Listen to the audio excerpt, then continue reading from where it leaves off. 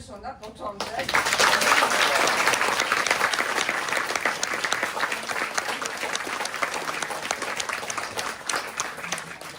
Najważniejsze to dla odwagi po prostu. Więc życzę Państwu udanego wieczoru. Dziękuję. Dziękuję. Że jesteście.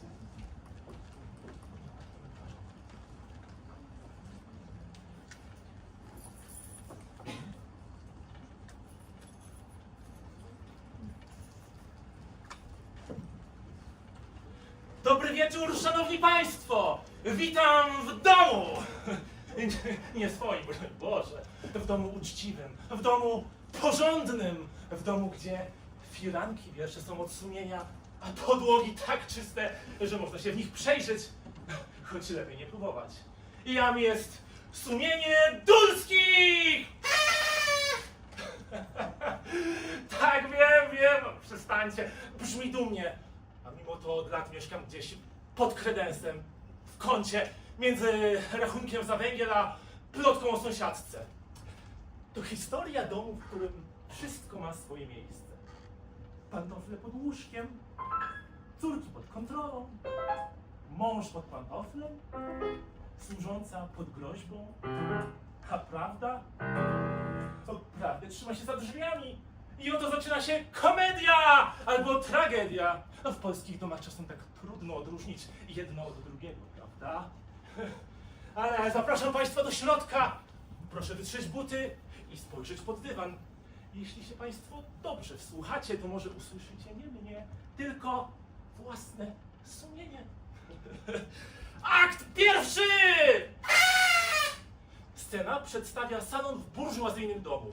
Dywany, meble solidne, na ścianach w złoconych ramach premia i Bóg wie jakie obrazy.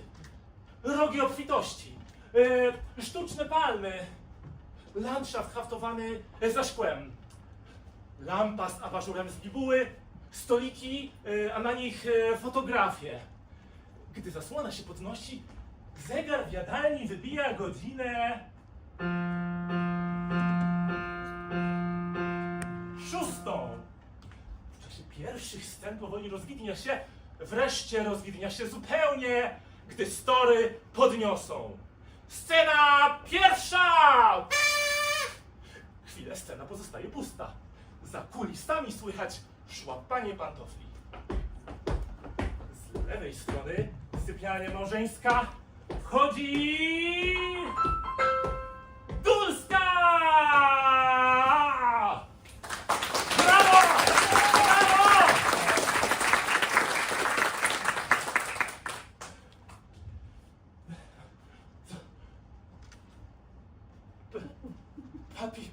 Papiloty?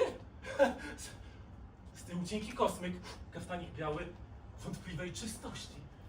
Halka włóczkowa krótka. Nie no! Poddana na brzuchu! Idzie mrucząc. Świeca w ręku. Proszę. Ha! Idzie do kuchni. Do kuchni! W drugą stronę! Kucharka, Anka, wstawać! Co? Jeszcze czas? Księżniczki, nie z was waszym nosem, a już wstała! Cicho, kucharka, nie rezonować, palić pod kuchnią! Hanka, chodź palić w piecu w salonie, a żywo! Idzie do pierwszych drzwi na prawo. Mela, wstawać, lekcje przepowiedzieć, gamy do grania, prędzej, nie dnić w łóżkach! Chodzi chwilę mrucząc. Idzie do pierwszych drzwi na prawo, zagląda, łamie ręce. Wchodzi do pokoju ze świecą. Scena druga! Hanka! Bosa! Spódnica ledwo zawiązana. Koszula, kaftanik narzucony, niesie smolaki i trochę węgli. Przykuca przy piecu. Rozpala, podciąga nosem, wzdycha. Wchodzi Dulska. Zła. Jak palisz! Skaranie Boże z tym tłumokiem! Do grów! Nie do pańskich pieców! Czego smolaków, czekaj, ustaw się ty do niczego. Ja ci pokażę. Przykuca sama i pali w piecu. Ruszaj zbudzić panienkę, jak nie zechcą wstać, to pościągaj kołdry. A Hanka idzie do pokoju dziewcząt. Wraca Hanka! Cóż panny wstają? Pościągałam kołdrę.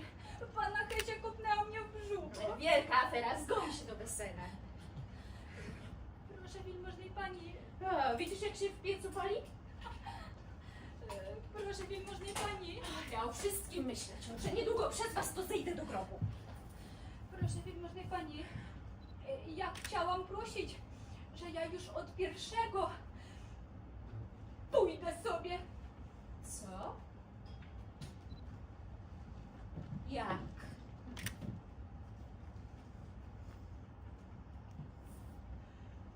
Pójdę sobie. Ani mi się masz.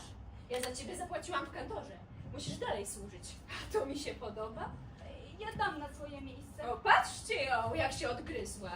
O, już się jej w głowie przewróciło. O, już miasto na nią działa. Może na panną służącą się spieszy, co? Proszę wielmożnej pani, to przez panicza. A. Tak, ja nie chcę, bo to... Znowu? Ciągłe, a to tak, a ja przecież... Dobrze, ja mu powiem. Proszę wielmożnej pani, przecież wielmożna pani już nieraz nie dwa mówiła, że buliła. No, ale teraz to pomoże. Bo ksiądz mówił, żeby odejść. A czy ty u księdza służysz, czy u mnie? Ale jak księdza muszę słuchać. Idź po bułki, po mleko. Idę, proszę pani. To wychodzi. Felicjanie, wstawaj! Spóźnisz się do biura. Hesia, spóźnisz się na pensję. Felicjan, a wiesz, ten błazen, twój synek, nie wrócił jeszcze do domu. Co? Nic nie mówisz? Naturalnie, ojciec toleruje. Niedaleko padło jabłko od jabłoni, ale jak przyjdą duszki małe, nie zapłacę. Mela, Felicjan! A to śpiąca familia, no z torbami poszlibyśmy, żeby nie ja. Scena trzecia!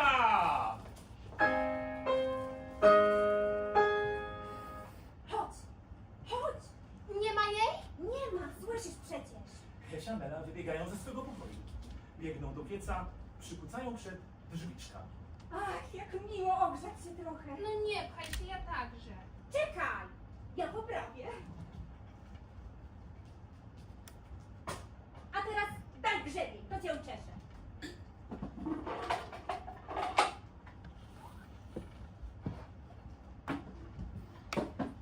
Daj spokój. Jak zobaczy, to będzie krzyk. A niech krzyczy, ja się nie boję. Ale ja się boję. To tak nieprzyjemnie, jak to głośno krzyczy. Bo ty jesteś sentymentalna. Ty się wdałaś w ojca. Lelum po lelum. Skąd ty wiesz, jaki jest ojciec? Przecież ojciec nic nie mówi. Już ja wiem. Zresztą masz jego nos. To dziwne. Co? Niby, że dziecko podobne do ojca albo do matki. Jak to się dzieje? A ja wiem, a ja wiem. Widzisz? Powiedz. Nie ma głupich, nie powiem, ale wiem. Kto ci powiedział? Kucharka. Wczoraj, jak mama poszła do teatru, a nas nie wzięła, bo to niemoralna sztuka. Poszłam do kuchni i tam Anna mi powiedziała: Chmelu, chmelu. Hesia, ja myślę, że to grzech. Co? Mówić z kucharką o takich rzeczach. A kiedy to prawda? Tak jest naprawdę. A mnie nie powiesz? Nie, nie chcę cię brać na swe sumienie. Nie gorsz malutkich. Mela wstaje i na palcach idzie do pokoju Zbyszka. He? Siada i zaplata Hesi włosy w warkocze. No, zrób teraz ze mnie dziewczę z czarną kosą spod wiejskiej To sceny. się nie kręć. Wiesz, Zbyszko znów poszedł na lumpkę. Nie ma go? Nie ma. Coś bym ci powiedziała, ale przysięgnij się, że nikomu nie powiesz. Nachyl się. Zbyszko lata za Hanką. Po co? Bo ty, z tobą gadać.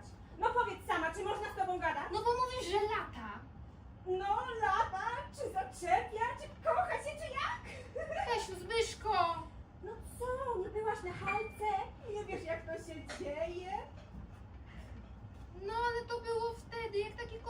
podnosili, ale Zbyszko, Hesiu. Wchodzi Hanka, klęka przy piecu. O! Hanka! Ja się jej spytam. Zobaczysz, czy ja kłamię. Hesia, nie pytaj, ja proszę. Ale dlaczego? Zresztą, to swoja rzecz. Mama nie usłyszy. Mnie czegoś przed Hanką wstyd. No to się nie będę pytać. Ale ja widziałam wczoraj, jak on ją tu szczypał. A mówisz, że się w niej kocha? No właśnie. No przecież jakby się w niej kochał, to by ją nie szczypał. Wiesz co? Ciebie pod klosz. No, Za co Hesiu pod klosz? za twoją głupotę. Chciałabym wiedzieć, gdzie ten Zbyszko tak nocami chodzi. Może do parku na spacer? Teraz tak ładnie. Głupia jesteś. Hanka! Nie wiesz ty, gdzie tak panowie po nocach chodzą? Skądże ja? No tak jak pan Zbyszko do rana prawie co dzień. No muci gdzieś. Pytałam się go. Mówił na lumpę. A kucharka śmiała się także i mówiła, że to do nocnych kawiarni. Ach Boże, kiedy ja już się naprawdę czegoś porządnie dowiem, kiedy ja już będę duża, kiedy nie będzie przede mną tajemnic. A ja tak wolę. Co? Nie widzieć nic. To tak jakoś miło. Ja wolę nic nie wiedzieć. Tuma. Scena czwarta. Przez scenę jak huragan przelatuje Dulska. Czego wy tu? Co tu? Ubierać się? Hanka, sprzątać, melagamy. Felicjanie! Wpada do sypialni małżeńskiej. Do Meli. Zostań jeszcze! Już wicher przeleciał. O, Felicjanie! Hesia! Co? Rodzicielka. Przesądy. Hesia, zobacz, Hanka się śmieje. No to co? Niech się śmieje. Cóż to ja nie mam własnego sądu? Do Hanki. Czego się śmiejesz, idiotko? Sprzątaj! Albo czekaj. Byłaś kiedyś w nocnej kawiarni? Panienka też, nawet nie wiem gdzie to jest. Bądź głupia.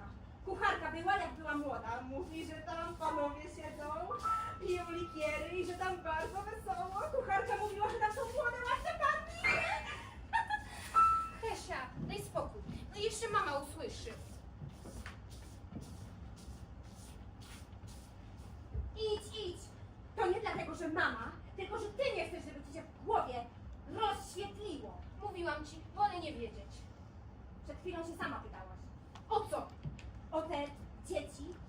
A to co innego. Dlaczego? Bo o dzieciach to ciekawe, a to brzydkie. Wcale nie.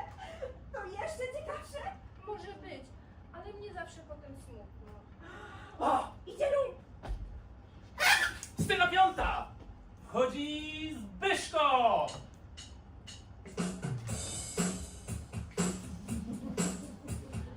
Kołnierz podniesiony.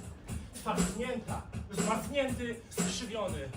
Młode to, a już niemożliwe. Choć chwilami w głębi źrenic coś mi się przebija.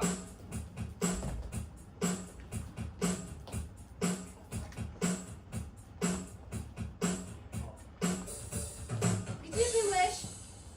Gdzie byłeś? Gdzie byłeś? Lumpowałeś się! Poszła. Ale nie powiesz, a ja wiem! W kawiarni byłeś? Likiery piłeś? Ładne panny były? Jak ładnie śmierdzi z cygarami, jak ja to lubię. Mówię ci, poszła! Tak? To tak ze mną? Poczekaj! Ja też pójdę na lumpę. Też będę pić likiery i tańczyć. Jak ty? No. Ładna edukacja. Ślicznie się zapowiadasz. Mamciu, Zbyszko Cicho! powrócił. Cicho się! Mama! Cicho! Dulska wpada jak bomba. Jesteś? Jestem. I znikam. Idę się przespać przed biurem. Nie! Zostaniesz tu. Mam z tobą do pomówienia. Lecę znów. Wierzę. Do Meli. Proszę iść się przebrać.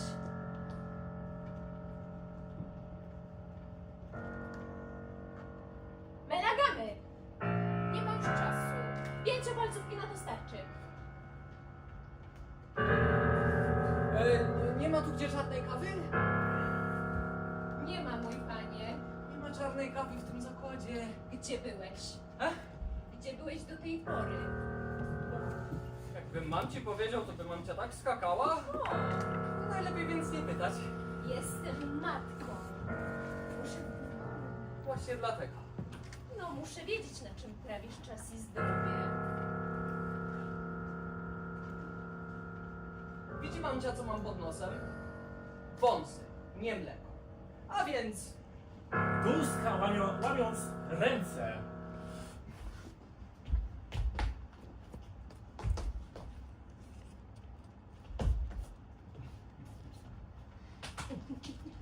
Jak ty wyglądasz? Jesteś zielony. to modny kolor. Mamcia sama kazała pomalować okna i balkony na zielono. Która panna cię zechce i będziesz tak wyglądał? Jeszcze gorszych biorę. Nie ma gdzie czarnej kawy w tym zakładzie. Wyrażaj się inaczej. Ciągle myślisz, że jesteś w towarzystwie kokocic. Takie dobre towarzystwo jak i inne. A co to mamcia tak wydziwia nagle na kokotki? To tak jakby u nas nie było kokot w kamienicy. Sama mamcia wynajmowała tej z pierwszego piętra. Ale jej się nie kłaniam. Ale mamcia bierze od niej pieniądze, że aż ha. Przepraszam, to ja takich pieniędzy dla siebie nie biorę. Tak? A co mamcia z nimi robi? Podatki nimi płacę. No. A ja idę spać. Zbyszku, czy ty się przestaniesz lampardować? Jamais. po polsku znaczy nigdy. Ja długów płacić nie będę. O tym to już później. Zbyszko, na tą cię mlekiem swym karmiła, żebyś nasze uczciwe i szanowane nazwisko po kawiarniach i spelunkach uczył. Było mnie karmić mączką Nestla, podobno doskonała. Dulska siada przy stole zgnębiona. Zbyszko podchodzi, siada na stole i mówi do niej poufale.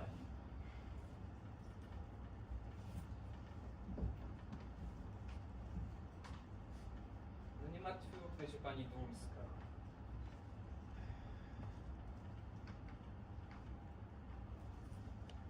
I co mamcia chce, żebym ja tu z wami w domu robił, co? Nikogo nie ma. Żyjemy jak ostatnie sopy. Ciężkie czasy, nie ma na przyjęcia. Człowiek jest zwierzęciem towarzyskim, no to musi od czasu do czasu myśl wymienić. O, widzi mamcia myśl. To jest takie wielkie słowo. Ja tam nie mam czasu myśleć. Właśnie ja też myk z domu, bo właściwie w domu to cmentarz. A czego? Myśl swobodnej, szerokiej myśli. A więc do kawiarni,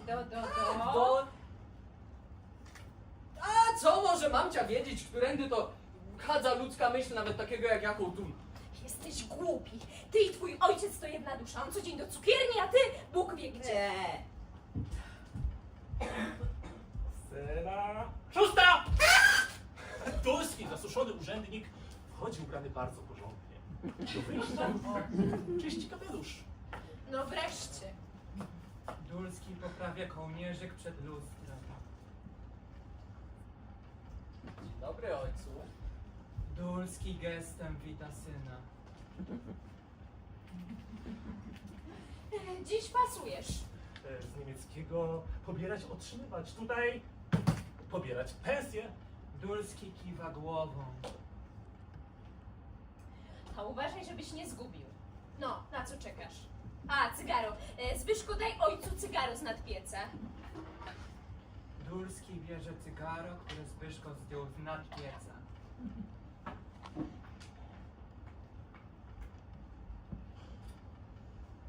Próbuje je. A czy wiesz, o której twój synek do domu wrócił? Dulski wzrusza ramionami, że jest mu to obojętne i wychodzi środkowymi drzwiami.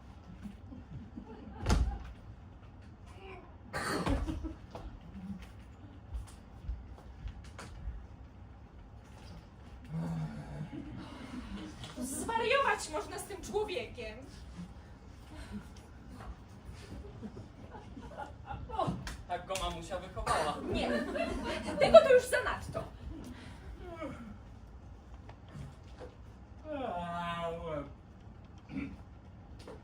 Dobranoc.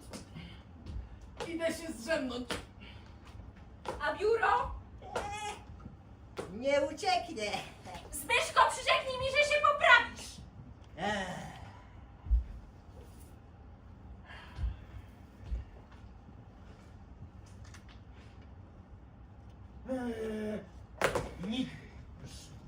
napisać egzamin państwowy.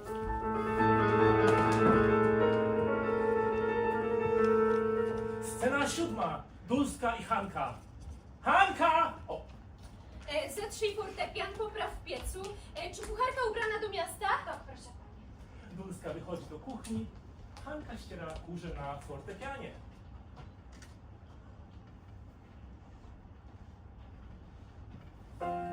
Zbyszko wychyla się zza drzwi.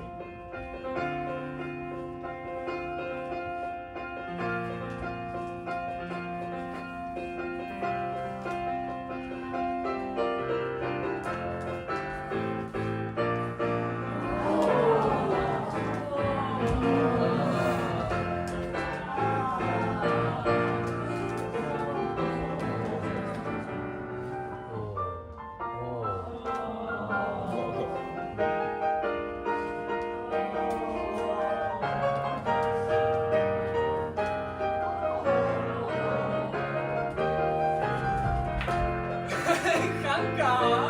Daj mi pan spokój!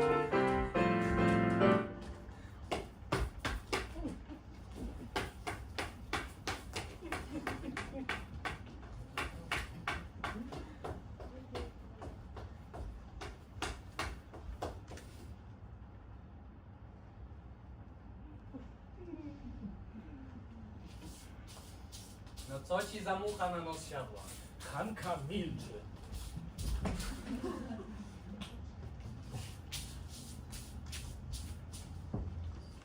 Coś taka zła, czego? Czegoś taka zła, co? Hanka milczy, tylko coraz energiczniej sprząta. Widać walkę wewnętrzną.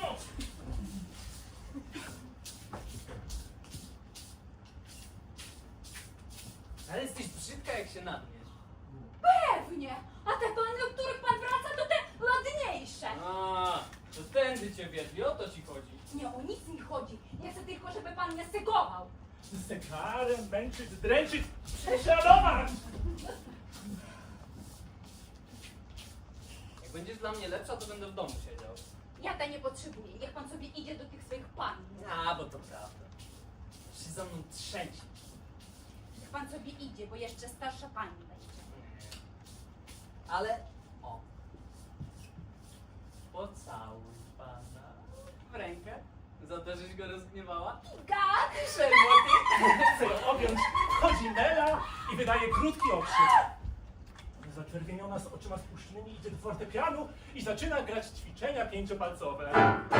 Ćwiczenia pięciopalcowe. Potem wstaje, idzie do pokoju Zbyszka i puka. Zbyszko, Czego? nie bójcie się. Ja nic nie powiem mamie. No czysto zwariowała. No, jeśli ty z Hanką, jeżeli wy... No fe! Mówić o takich rzeczach. Majtki widać, że taka zepsuta. Ale Zbyszko, ja właśnie myślę przeciwnie, ja... Daj ty mi spokój! Chowa się Nela stoi smutna i zamyślona. Podchodzi do fortepianu i zaczyna grać. Scena 8! Hanka, chodź odprowadzić Melę. Idę. O, iść prosto, nie oglądać się. Macie parasol? Pamiętać, skromność skarbi dziewczęcia. Nie garb się. Hanka wchodzi w chustce. Hesia rzuca jej książkę. Wiesz, czućmo pokręcona! Do widzenia, mamci! Dziewczęta wychodzą z Hanką. Do widzenia. Luzka wchodzi, ściera prochy, wzdycha. Dzwonek w przedpokoju. Luzka idzie otwierać ostrożnie. Zobaczywszy lokatorkę, cofa się.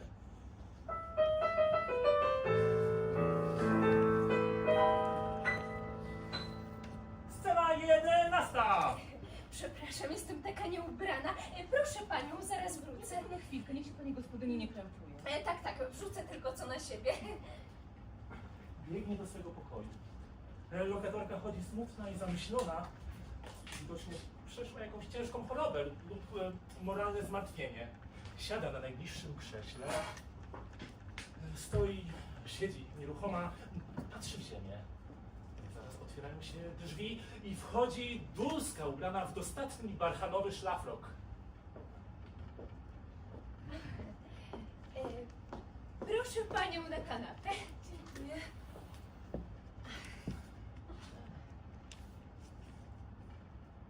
Ja tylko parę słów. Dostałam list pani. Pani to już całkiem wyszła ze szpitala? Tak, pozawczoraj mnie mama przywiozła. O, widzę, że pani zdrowa. Jeszcze daleko. Och, w domeczku swoim wróci pani prędko do sił. Dla kobiety nie ma jak dom, ja zawsze to powtarzam. Tak, skoro ktoś ma ten dom. Wszakże pani ma męża, stanowisko. Proszę pani, czy to rzeczywiście konieczne, ażebym na przyszłego pierwszego się wyprowadziła? Ja mieszkania pani koniecznie potrzebuję dla krewnych. Wolałabym pozostać. Trudno będzie znaleźć wsi. Ach, powiadam pani, to niemożliwe. Niemożliwe. Ale przecież przy odrobinie dobrej woli. A poza tym, ja wiem, że pani kazała kartę na mieszkanie wywiesić. A więc żadni pani krewni wcale się nie zgadza. Ach, proszę pani, niech pani nie zmusza mnie do sprawienia jej przykrości. A ma mi pani co do zarzucenia? A, proszę pani, to już przechodzi granicę. A skandal, który pani przez swe otrucie wywołała? A więc to o to chodzi? A cóż innego, płacili mi państwo czynsz, dzieci i psów nie mieli. Ostatecznie tyle, co te ranne trzepanie dywanów się rozchodziło. I mogliby państwo mieszkać nadal. Aż tu, skoro o tym pomyślę, pąsy na mnie biją. Pogotowie ratunkowe przed moją kamienicą. Pogotowie, jak przed szynkiem, gdzie się pobiją. Ale proszę pani, przecież wypadek się może zdarzyć wszędzie. A, proszę pani, w porządnej kamienicy wypadki się nie trafiają.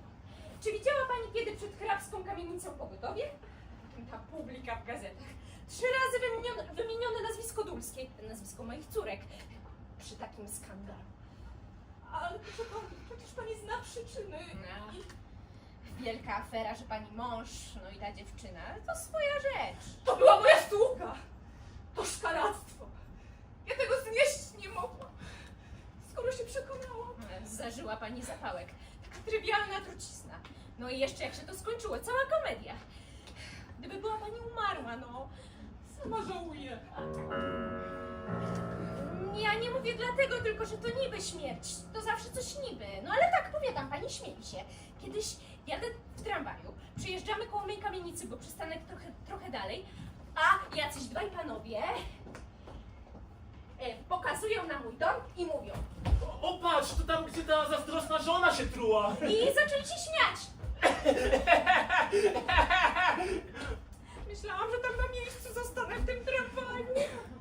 Proszę pani, ja panią bardzo przepraszam za te wszystkie nieprzyjemności. A moja pani, publika pozostała publiką. Ja to bardzo przechorowałam i ja naprawdę, ja nie wiedziałam co robię, ja wtedy nie byłam sobą, ja byłam wtedy jak szalona. O, pewnie moja pani. Każdy samobójca musi być szalony i stracić poczucie wiary w obecność Boga. To jest tchórzostwo, tak jest, powiadam pani. Tchórzostwo. A potem zagłada własnej duszy. Dobrze, że samobójców chowają osobno. Niech się nie pchają między porządnych ludzi. Zabijać się. I dla kogo? Dla mężczyzny? A żaden mężczyzna, moja pani, nie jest wart, aby przez niego iść na potępienie wieczne. Proszę pani, to nie chodziło o mężczyznę. Chodziło o męża. Ja tego ścierpieć nie mogłam. Pod moim dachem. Lepiej pod swoim niż pod cudzym. Mniejsza publika, nikt nie wie. Ale ja wiem. Moja pani, na to mamy 4 ściany i sufit, żeby brudy prać w swoim domu i żeby nikt o nich nie wiedział. Rozwłóczyć je po świecie to ani moralne, ani uczciwe. Ja zawsze tak żyłam, a żeby nikt nie mógł powiedzieć, iż byłam powodem skandalu. Kobieta powinna przejść przez życie cicho i spokojnie. Tak to już jest i żadne nic nie pomoże. A gdyby jednak pan Dulski zapomniał się ze sługą? Felicja! O, pani go nie zna. A zresztą, ja muszę strzec swoich od publiki. Pani może znów taką bezbożność popełnić, bo podobno taki szał to wraca, a więc... Rozumiem. Wyprowadzę się. Chciałam jednak pani powiedzieć, że kazać mi teraz szukać mieszkania, to ani dobre, ani uczciwe. Jestem taka osłabiona. O uczciwości to mnie pani nie nauczy. Pochodzę z zacnej, zasiedziałej rodziny i ja publiki nie wywołuję. Nie wątpię. Ale nie musi się pani obawiać. Drugi raz się truć nie będę. To wymaga odwagi, pomimo że pani to nazywa tchórzostwem. A potem trzeba bardzo wiele cierpieć. A ja już nie dałabym rady drugi raz tak cierpieć. Nie mam na to siły. A poza tym rozstaję się z mężem. Rozstaje się pani z mężem? Bardzo źle pani robi.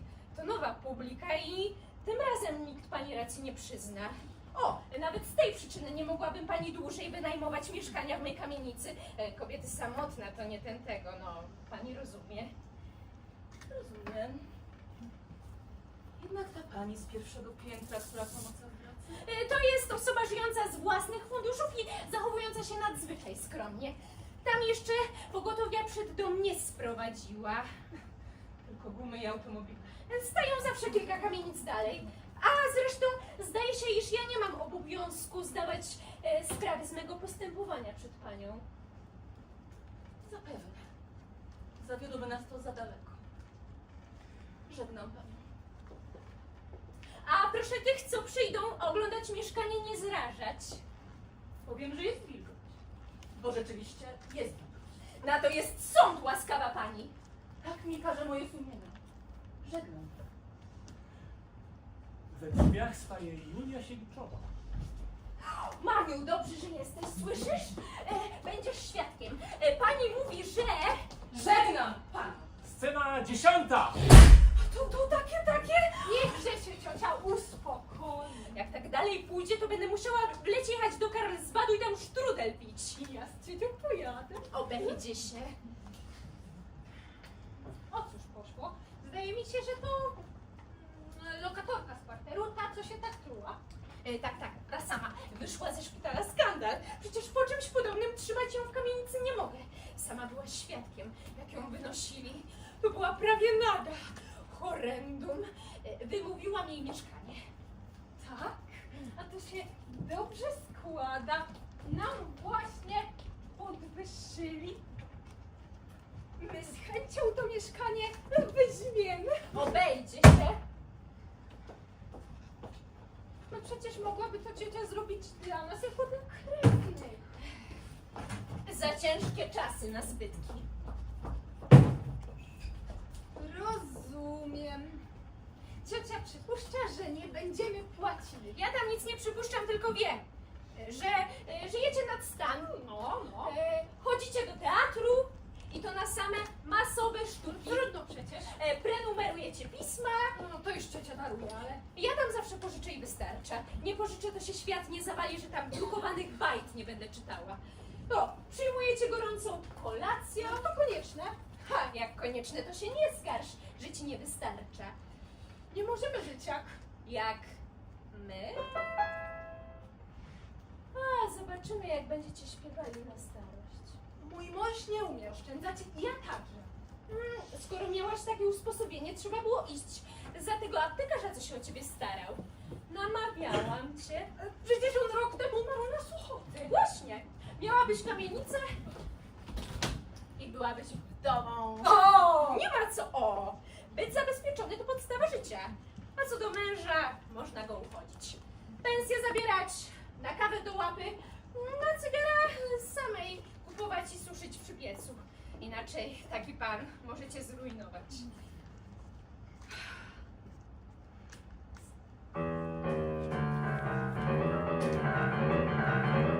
Scena 11. Taki terkot, że spać nie można. Tym lepiej, pójdziesz może do biura.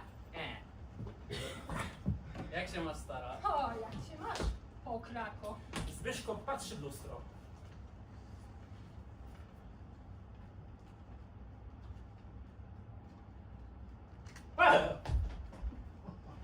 Bardzo zielony? A cóż to? Oświadczasz się dzisiaj? Także. Darujesz, moja droga, ale będę ścierać kurze, więc muszę oszczędzać szlafroka. Ale proszę, niech się ciocia nie krępuje. A to prawda, że mama wyrzuca tą, co się truła z kamienicy? A tobie co do tego? No tak słyszałem 5 przez 10. Jak dla mnie to bardzo sympatyczna ta kobieta. Zupełnie wierzę. Szkandalistka. Zrobiła to z miłości dla męża. W guście mamy miłość małżeńska. Aha, prawda była za tym mężem.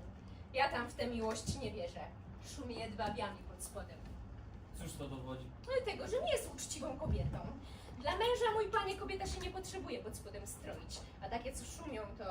Ja ręczę, że uczciwa. A ty skąd wiesz? Bo się do niej brał i dostałem po nosie. Mógłbyś chociaż lokatorki zostawić w spokoju.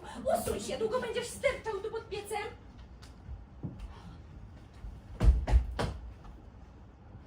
Czasem jak patrzę na ciebie, to wierzyć mi się nie chce, że jesteś moim dzieckiem. No. Jeżeli mamcia ma wątpliwości, Słyszałaś? Nie miej nigdy dzieci. O, my się nie staramy o to. Nie. Ty nie jesteś... Ty jesteś wyrodek. Ty nie jesteś moim synem. jestem mamciu, jestem niestety. To jest właśnie cała moja tragedia. Słyszałaś? Mówi niestety. Spodziewam się. Być dulskim to katastrofa. Doprawdy, Zbyszko, zanadto sobie pozwalasz. Daj mi spokój. Żadnej moralności, żadnych zasad. Żadnego płaszczyka teoretycznego jak mamcia. To się jeszcze na tym skończy, że do socjalistów przystanie. Za głupi jestem na to. Na socjalistę nie trzeba mieć przede wszystkim Boga w sercu. O! Jest! Dawno nie było mowy o Bogu w tym domu. Scena 12. Proszę, wielmożny panie parasol. Pozostaw w przedpokoju, a potem idź zamieć przedpokój. Czy kucharka wróciła? Już. Ja tylko na chwileczkę.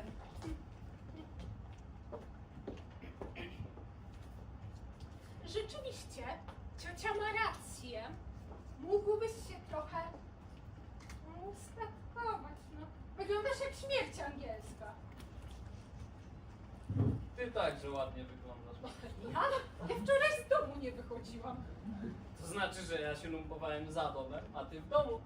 Jesteś niemożliwy. Jak kiedy?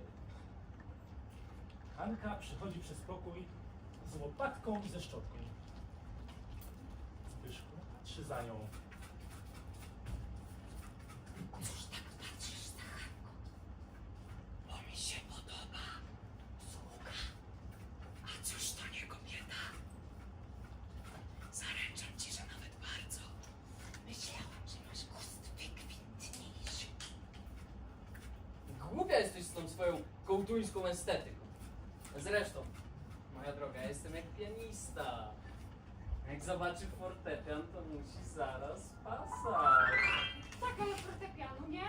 No, moja droga, każda kobieta to fortepian, tylko trzeba umieć grać. A jaki ja śpiący! Czego ty po tych knajpach się włóczysz, co? Gdzie mam się wrócić? Gdzieś muszę.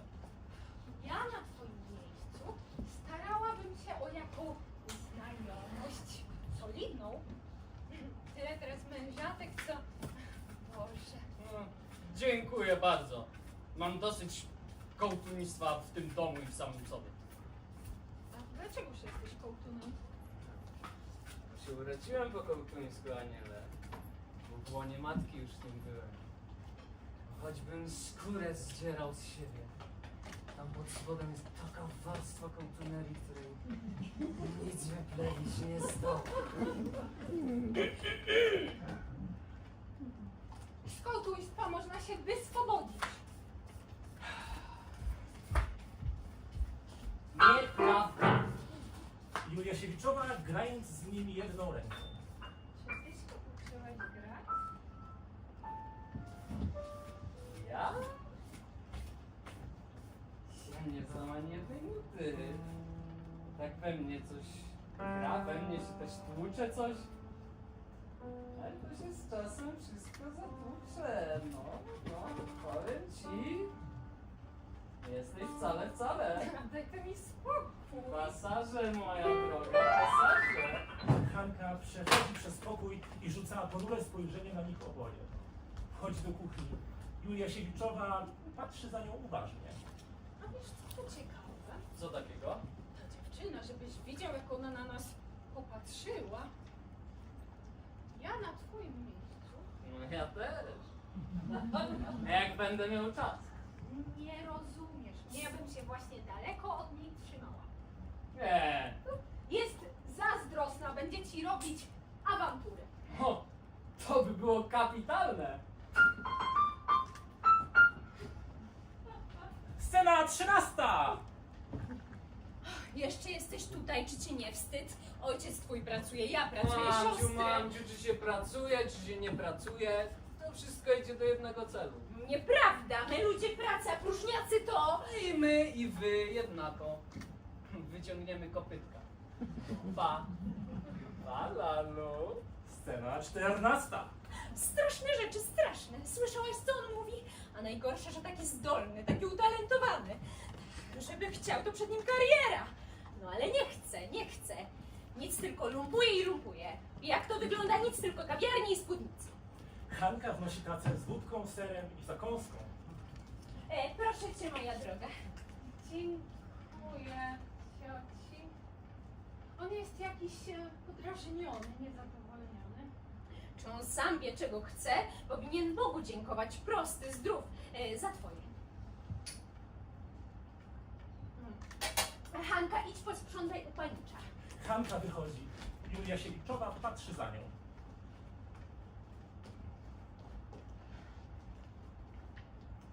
Kontenta ciocia z Hanki? Tak sobie. Niech ją ciocia odprawi.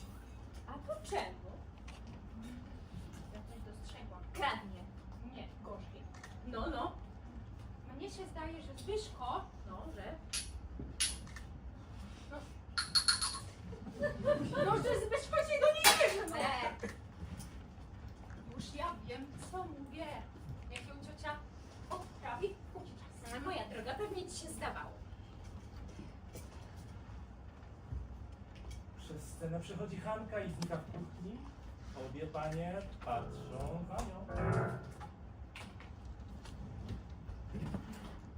Trzeba przyznać, że mężczyźni mają szczególny gust. A niech tam, byleby się nie włóczył i nie tracił zdrowia. Trzeba być matką, żeby zrozumieć, jaki to ból patrzeć, jak syn marnieje. Akt drugi. Dekoracja ta sama, co w akcie poprzednim. Ściemnia się powoli, długie cienie liliowo-szare padają przez zamarzłe szyby. Tam i z powrotem jak zwierz w klatce. Automatycznym ruchem wchodzi Dulski. W szlafroku, no, z zegarkiem w ręku. Zamyka oczy i chodzi tak jak lalka drewniana, wreszcie ustaje. Zaraz otwierają się drzwi sypialni małżeńskiej i ukazuje się Dulska w gorsecie i spódnicy. Scena pierwsza! Felicjan, Felicjan! Dulski budzi się i patrzy na nią. Chodź, czemu nie chodzisz? Jeszcze nie ma 2 kilometrów, ja tam rachuję. Dulski pokazuje jej zegarek. A co mi zawracasz głowę zegarkiem? Ja mam najlepszy zegar w głowie. Nie chodź, nie chodź. Powiem doktorowi. Umyślnie ci każę po pokoju chodzić, a nie po ulicy, żeby mieć nad tobą oko, czy nie szachrujesz, a ty... A, zresztą, to twoja rzecz. Dulski znów zaczyna automatycznie chodzić.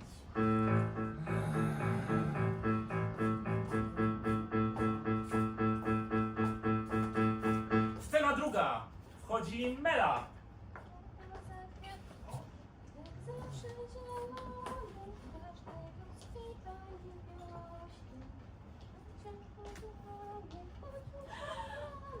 Rozwiązał mi się pantofel. Hanka!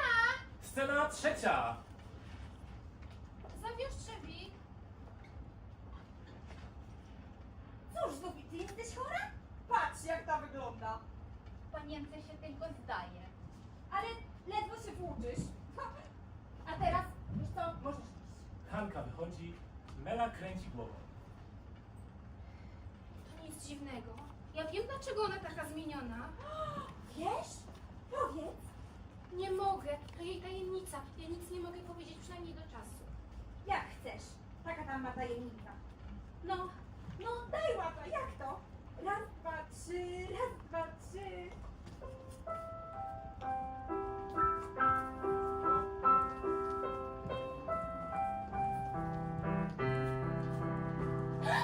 dlaczego mnie tak ściskasz? Bo ja jestem mężczyzna. Ale ja nie mogę oddychać. Właśnie. A jak za kobietę to tak, o, odrywająco, a potem w oczy. W oczy. Ja tak zawsze robię. Powiadam ci, studenty czerwienią się jak buraki. Scena 4. A to co? A co źle? Nie, no dobrze.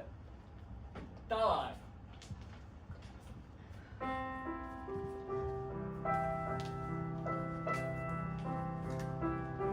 Gdzie ty się tego nauczyłaś? Kasia mnie nauczyła. Hesia? A ja myślałem, że kucharka cię nauczyła. Nie, jak Boże kocham, nie. Jak to kłamie? Tutaj wszyscy kłamią. Proszę cię, chociaż ty Bozie zostaw w spokoju. Znów się gniewasz. A byłeś już jakiś lepszy. No jeszcze trochę.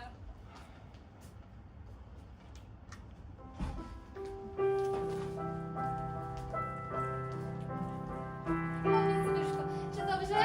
Nie, przegnij się Jak? troszeczkę. No. Scena 5. Wpada Dulska. Co tu się dzieje? Co to za balet? Dopełniam edukacji mojej siostry. Hesia, jak Mela, jak możesz, tak? Co to? Ty też, z tobą to też jest utrapienie, albo chodzisz jak dzik, albo wyprawiasz wariacje i Melę w to wciągasz. Dobrze, już dobrze, po co tyle słów? A dokąd to was niesie w takiej paradzie? Przede wszystkim nie niesie. A, nogi was nie niosą. To jest nieprzyzwoite i o tym się nie mówi. Nieprzyzwoite. A przyzwoite jest tak ubierać dziewczęta jak baletniczki, o, jak jażury. To są dzieci, im wolno. Dzieci, pannice, że aż ha. Wszystkie panienki z dobrych domów tak na lekcje tańca chodzą. Niech się zaprawiają, niech się zaprawiają. Do czego, do czego? Jak trochę podrośniesz, to będziesz się dekoltować na bal od góry. No a teraz jako dziecię naiwne to od dołu. Zbyszko, milcz! Jak śmiesz! Co żeś taka blada? Głowa mnie strasznie boli. Mamusiu, ja bym nie poszła. Pokaż język. Biały, znów coś zjadłaś. No z tobą to też jest. Och, rozpalona. Może cię kłuje, co? Tu mnie boli. W lewej łopatce rozbierz się. Z czego? Ona już rozebrana, niech się raczej ubierze. Nie wytrzymam. Mela, płaszczyk, rękawiczki, wychodzimy. To przypilnuj pieca, my wrócimy za godzinę. Scena 6. Zbyszko chwilę stoi nieruchomy. Światło czerwonawe go oświetliło, jest znużony i smutny. Zaraz otwierają się drzwi i cichutko wsuwa się Hanka. Widzi go, przybliża się i przyklęka. On głaszcze ją po głowie, czyni to machinalnie, nie patrząc na nią. No już dobrze, już dobrze. Proszę pana, ja Tak? idę tam, gdzie pan kazał. A to dobrze, idź. Tylko mów jasno i wyraźnie co i jak. Hanka klęczy nieruchoma, otulona w fałdy chustki. No i czemu nie idziesz? Albo ja wiem, tak mi jakoś Idź, bo zaraz wrócą. pójdę. Wychodzi powoli, słychać jak zatrzaskuje za sobą ciężko drzwi. Scena 7. Mela próbowała pocieszyć Zbyszka i opowiadała mu o swoich marzeniach i poczuciu niezrozumienia. Naiwnie sądziła, że Zbyszko kocha Hankę i chce się z nią ożenić. Wspomniała przy tym o jej narzeczonym ze wsi. A teraz wybaczcie, ale musiałem wam tę scenę streścić.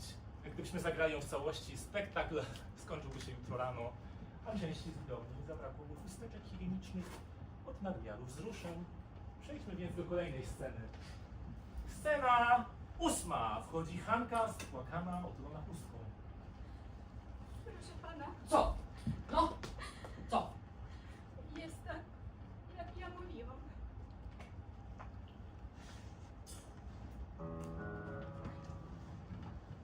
No to ładna historia. Co ja teraz zrobię? Jedź do domu.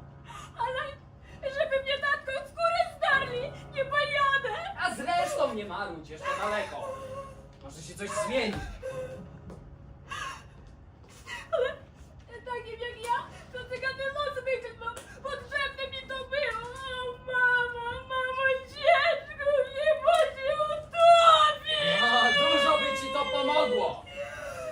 Świetno wszystko pomoże! A ty głupia jesteś. Ale A przestań! Bo mnie diabli wezmą. proszę pana, co ja teraz robię? A to pek! A to pek! Hanka wybucha spazmatycznym płaczem, tuląc się do ściany. Na palcach ze swego pokoju wysuwa się Mela. Scena 9. Hanka, ja słyszałam, że się Zbyszko na ciebie gniewał o coś, prawda? Nie. Ale ja słyszałam i boję się, że to przeze mnie. To pewnie od tego narzeczonego, co go masz na wsi. Ale dlaczego Hanka się z tym kryła? No tylko teraz to trzeba przestać już do niego pisać. Ty co się tak na mnie patrzysz? Ja wszystko wiem, no wszystko to się ciebie i Zbyszka dotyczy, rozumiesz?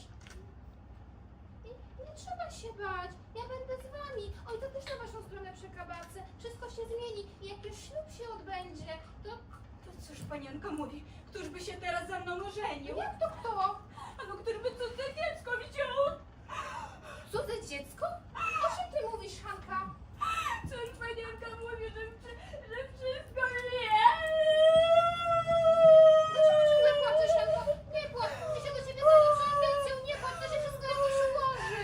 Nic się nie ułoży, pomstę na mnie nieszczęście. O, czemu cię ja rodziłam? Nie płacz, bo mi serce pęknie. Niech mnie panienka puści. Może nie płacz, Hanka. O, scena 10. Mela opowiedziała Juliasiewiczowej o rzekomo wielkiej miłości Zbyszka i Hanki. No niechcący wygadała się o ciąży Hanki i narzeczonym ze wsi. Mela ułożyła już wszystko. Ślub, imiona dla dzieci, wspólne życie. Dlatego przejdźmy od razu dalej. Scena 11. Wchodzi Julia Siewiczowa.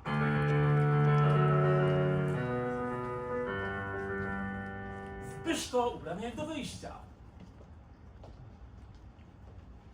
O, jak się masz? Wychodzisz? Tak, Znów się puszczasz. znów. No siedziałaś przecież częściej już w domu. No, widocznie mam już dosyć. Szkoda. Lepiej wyglądasz. Tyłeś trochę. Zaraz wrócą, wszyscy będzie herbata. Nie czekajcie na mnie. Mama będzie znów zła. Dajcie mi wszyscy spokój. Mógłbyś być grzeczniejszy. Po co? A choćby ze mną tak się zachowujesz? Moja droga, raz chcesz, aby ci uchybiać i aż się prosisz o to, a drugi raz, żeby cię szanować, to wybierz już raz, matrona czy kokota. Najlepiej zrobię, jak z takim brutalem mówić nie będę. Najlepiej. A przestań się malować, bo wyglądasz jak kamienica odnowiona na przyjazd cesarza. No, bądź zdrowa. Tak, hej! Żebyś nie pożałował swojej brutalności. Ja nigdy niczego nie żałuję. Wychodzi. Scena 12. Jak się masz? Cała jestem wzburzona. No cóż, w tramwaju. Znów awantura. Przecież jak Mela siedzi, to wygląda na dziecko, co nie ma metra wysokości. Mówi jej, skurcz się. Proszę mamy. Ona na złość się wyciąga i zaraz potem z konduktorem awanturę. Wszyscy się patrzą.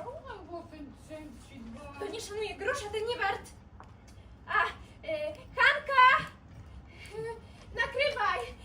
My tu pijemy herbatę teraz, bo piec w jadalni coraz gorszy. Czemu go ciocia nie poprawi? Albo ja głupia? I tak na przyszły rok nie będę tu mieszkać. tylko wynajmę. Wtedy mi lokator piec poprawi. I idę się przebrać. Mela, przebierz się. Hanka, zajmij się herbatą. Wychodzą, Hanka nakrywa, Julia Siewiczowa obserwuje Hankę. Hanka? Cóżeś tak zmizerniała? Zęby mi bolą. Ach, zęby. Choć Dulska szla w roku. Żywo, samowar, bułki. Wypijesz z nami herbatę? Dobrze. Choć Mela niesie książki i koszyk z robotą. Dulska i Julia Siewiczowa siadają przy frontowej stronie. Mela również.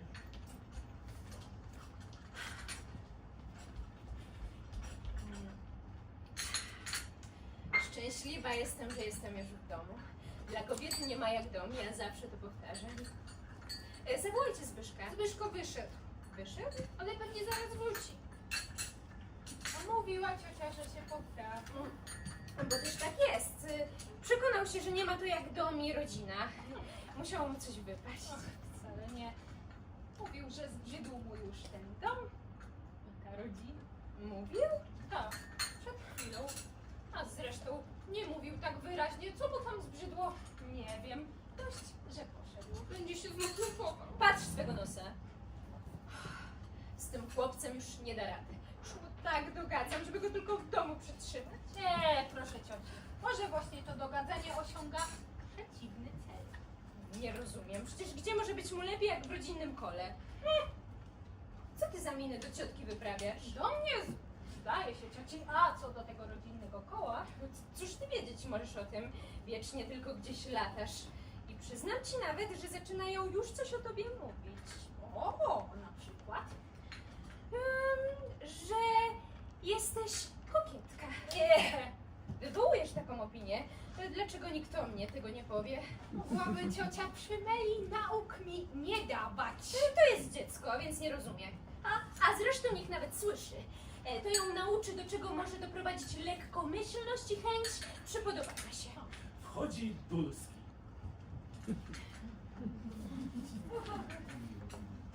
Dulski wita się z Juliasiewiczową skinieniem ręki, wyjmuje gazetę z kieszeni, siada koło stołu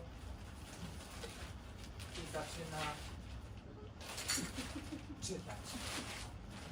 Doprawdy, że ciocia dziwnie pojmuje gościnność.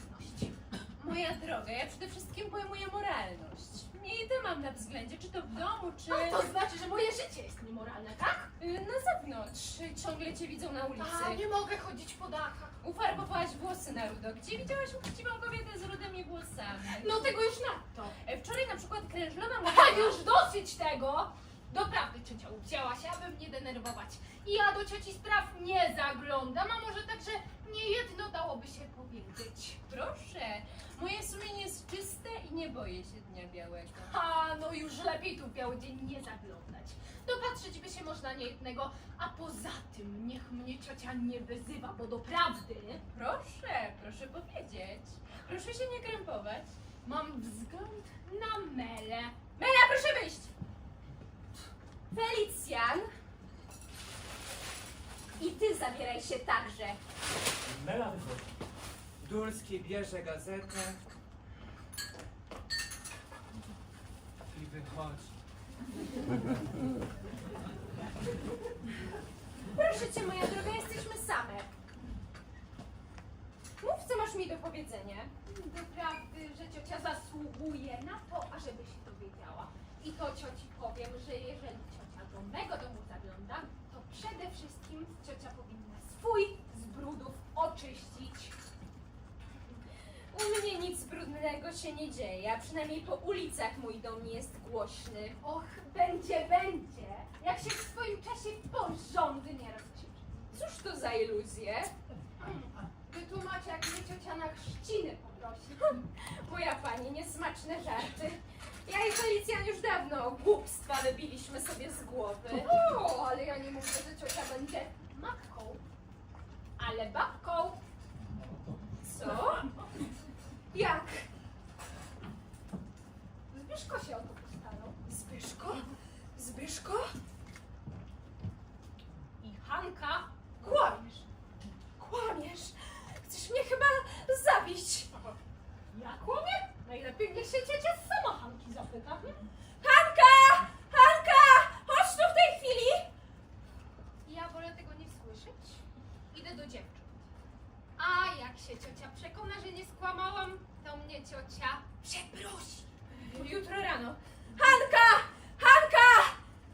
Siewiczowa wychodzi szybko. Wpada Hanka z bielizną do magla.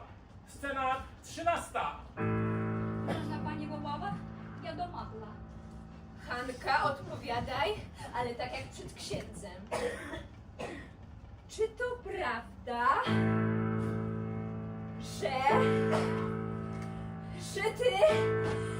że ty jesteś? Hanka cofa się pod ścianę i stoi nieruchoma. Z oczyma szeroko otwartymi. Dulska naprzeciw niej groźnie w nią wpatrzona. Odpowiadaj! Tak, proszę pani. Może kłamiesz, może chcesz naciągnąć. Nie kłamie. Jak Boga chcesz mieć przy skonaniu? Jak Boga chce mieć przy skonaniu. Hanka stoi nieruchoma, oparta plecami o ścianę. Po jej twarzy płyną duże, ciężkie łzy. Oddam ci książeczkę, zapłacę do pierwszego i wynoś się. Ja wolę pójść zaraz. O, tak będzie lepiej, pakuj się. Ja takich dziewczyn, co o swoją dobrą sławę nie dbają, nie mogę u siebie trzymać. Wyniesiesz się zaraz. O, idę po książeczkę. Wychodzi do sypialni. Hanka stoi nieruchoma, a wreszcie ociera twarz i kieruje się do kuchni. Julia Siewiczowa wychodzi z pokoju dziewcząt. Scena 14. Co się stało? I można pani wyrzuca mnie? Zobacz się z panem Zbyszkiem. Ale co mi tam? Niech ich za moją krzywdę! Wypada do kuchni, wchodzi Zbyszko. Ty tutaj? No to dziwne. Tam twój oficer przed bramą spaceruje i czeka. A tobie co do tego? Patrz lepiej, żebyś ty nie miał to, na coś zasłużył. Cóż to za ton? A to ty zmień swój ton. Będziesz ty za chwilę inaczej śpiewał. Wydały się twoje sprawki z Hanką. A, psia krew. Aha, klnij. Dużo ci pomoże. Matka Hankę teraz wypędza. Jestem ciekawa, co twój honor uwodziciela każe ci zrobić dla twej ofiary. Żmija. Byłam pewna. Kapelusz w rękę i fiu! Najlepszy punkt wyjścia. Milcz! Nie doprowadzaj mnie do pasu. Scena 15. Dulska w ręku książeczka. Hanka! A ty tu? Nie wychodź, mam z tobą porachunek. Tak, tak. Ja wiem już o co chodzi. Zachowałaby mama wiele taktu, gdyby o tym nie mówiła. Tak tu? Tak tu? I ty śmiesz mówić o takcie? Ty, który taki skandal wywołałeś pod rodzicielskim dachem? Jak to się rozniesie po mieście, to nic, tylko dom sprzedać i wynieść się do Brzuchowic albo na Zamarstynu. To moja rzecz. Bezwstydnik. Do tego doprowadzić, żeby mi potem byle kto o tym wykalał. O, przepraszam! Tym byle kto. To mam być ja? I ciocia tak mówi. No tego już zanadto. A czy ciocia wie, że ja potrzebuję 2 słowa powiedzieć, żeby ta śliczna historia inaczej wyglądała? Co powiesz, to będzie kłamstwo. Takie jak ty nikt nie uwierzy. Ha, no jaka ja jestem, to jestem, ale nigdy, nigdy nie dopuściłabym się tego, czego się tu dopuszczono. Więc o tym, że ciocia Hance od początku wiedziała. Nieprawda. A, nieprawda, przez palce się patrzyło, przez palce. Dopiero teraz, jak grozi głośny skandal, to na Zbyszka, na Hankę. A to ciekawa historia. A w jakim celu? O, żebyś w domu siedział. Aha, rozumiem. Ona kłamie. Ona prawdę mówi, to bardzo na maminą moralność patrzy. Dulska bije pięścią w stół. Kłamie. Tak samo! Nie kłamie. Tak samo! Prawdę mówi! Ja to czuję, ja to wiem. To jest to, co tu pełza tak brudno, tak ohydnie. Ale kto wiatr sieje, ten burzę zbiera. Hanka! Biegnie do kuchni, Mela ukazuje się na progu. Zbyszko. A wie mama, co ja zrobię? Wie mama? Chce mama wiedzieć? Ja się z Hanką ożenię. Hanka! Szlak mnie trafi. Mamciu, przebacz ich. Błogosław, odczep się. Zbyszko wciąga Hankę. Hanka, rzucaj te łachy. Od teraz zostaniesz tutaj na zawsze. Kiedy mi można pani by powiedziała? Zostaniesz. Ja się z tobą ożenię. Rany boskie. Ja nie pozwolę. Że to się na nic nie zda. Zbyszku, pamiętaj się. Dulska do Dulskiego, który wszedł i patrzy zdumiony. Felicjan, widzisz jaką twój syn daje nam synową? Dulski podchodzi.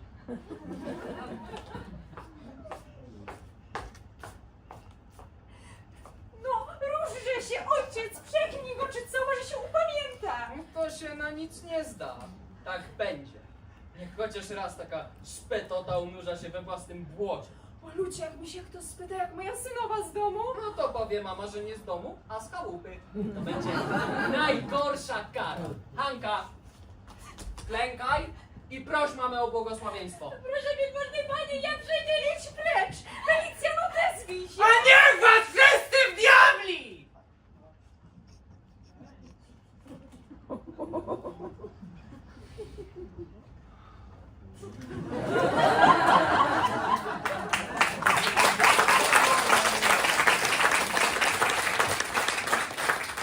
Dulski odchodzi.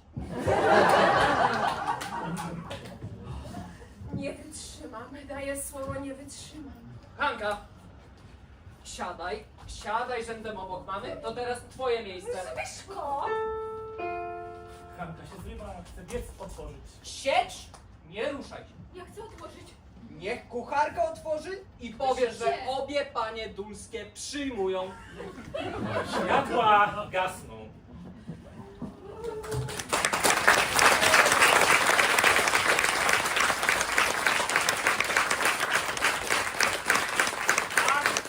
Trzeci! Scena przedstawia ten sam pokój. Ranek, szare światło dnia zimowego. Pod nierozpalonym piecem na stołeczku niskim drzemie Hanka, otulona w chustkę czarną. Za podniesieniem zasłony słychać wicher łopoczący o szyby, a teraz słychać tylko, jak Hanka oddycha ciężko i od czasu do czasu jęczy. Otwierają się drzwi, cichutko wsuwa się Bela w barchanowej spódniczce białej, koszulce i narzuconym kaftaniku. Chwilę waha się, biegnie do drzwi sypialni małżeńskiej, nasłuchuje, a wreszcie wraca, pochyla się nad Hanką i ostrożnie, delikatnie budzi ją. Andziu, Scena Andziu, pierwsza. Zbudź się. Zbudź się, moja biedna Andziu. To wielmożna panienka, ja zaraz po mleko. Nie, ty już nie pójdziesz po mleko. Kucharka przyniosła, ja się śniadaniem zajęłam. A wielmożna pani? Mamcia słaba, leży. Masz, napij się kawy. Zapomniałam. Teraz już wiem. O mamo, mamusieczku. Nie bój się, Hanka. Teraz już mamcia wie o wszystkim. Nie chcę pozwolić, ale musi. Tylko teraz tej Zbyszką będziecie być stałymi i przejąć wszystko swoją miłością. Mama sama będzie wzruszona. Ja pójdę w piecach palić. Nie. Ty już się do niczego nie liczę. Jak znowu zaczniesz być służącą, to będzie jeszcze gorzej. Siedź tu spokojnie i czekaj, to co będzie? A bielizna niezmaglowana. Ty już teraz jesteś zawiedziona Zbyszka, to nie możesz w piecach palić. Gnit bez roboty! Słuchaj, ja chciałam ci powiedzieć, że to do tego jakiegoś dziecka, co ty mówiłaś, a co ja nie rozumiem, to ja się tym dzieckiem zajmę, wychowam. Ja sobie tak umyśliłam w nocy. Co też panienka? Co też panienka? A ty musisz za to być dla mnie bardzo dobra i mówić do mnie, moja dobra, złota, kochana Melu. Powtórz. Co też panienka? No, mów mi Melu, a ja tobie Andziu. Kiedy ja Hanka? Nie, jak Zbyszkowa żona, to Andzia. Scena druga. Dulska blada, w szlafroku, głowa związana. Co to? Ty nie na pensji? Nie mam mnie tu odprowadzić. Ja pójdę. Ty? Odprowadzić Melę? No, idź się przebierz. Ale z pensji nic nie nauczył. Naturalnie, wszystko tak i to przez... Mamo, Bela całuje matkę w rękę. mamo, przebacz im. Już ci ona całe życie. Proszę się do tego nie mieszać. A ty idź do pokoiku, gdzie się składa brudną bieliznę. Tam siedź i czekaj bez ruchu, aż cię zawołam. Z kucharką ani słowa, ani z nikim, rozumiesz? Ach, ta twoja matka chrzestna, ta drachowa, co prała 2 razy, zawsze mieszka na świętego Józefa? Tak, proszę pani. Dobrze, a teraz idź. Hanka odchodzi do sypialni małżeńskiej, Dulska do Meli. Posłałaś list do ciotki? Tak. I powiedziałam, żeby stróż powiedział, że mama powiedziała, żeby ciocia zaraz przyszła.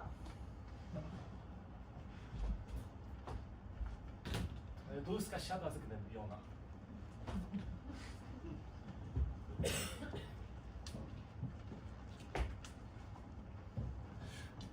Dulska robi gest, że jej wszystko jedno. A może pachy kościoła?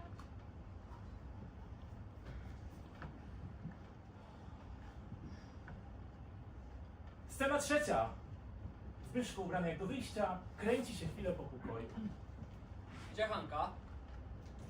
Pytam się, gdzie Hanka. Proszę jej więcej nie używać do kuchennych posług. Gdzie Hanka dzisiaj spała? Na stołeczku pod piecem. Trzeba się nią inaczej zająć, bo jeżeli... No. Ja wychodzę, za chwilę wrócę. Muszę jakiś porządek zrobić. Idź. No idź. Zbyszko wychodzi. Dulska zawiązuje mocniej głowę. Słyszy trzepanie dywanu. Porywa się, biegnie do okna, otwiera i krzyczy całkiem innym głosem. Nie wolno! Na dziedzińcu się trzepie, nie wolno! Wraca Mela.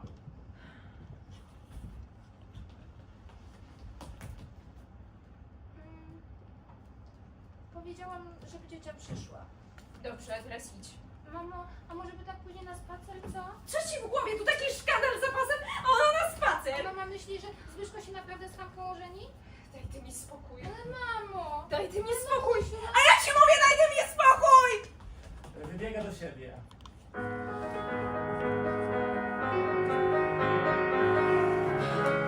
Scena czwarta. Julia Siewiczowa w płaszczu.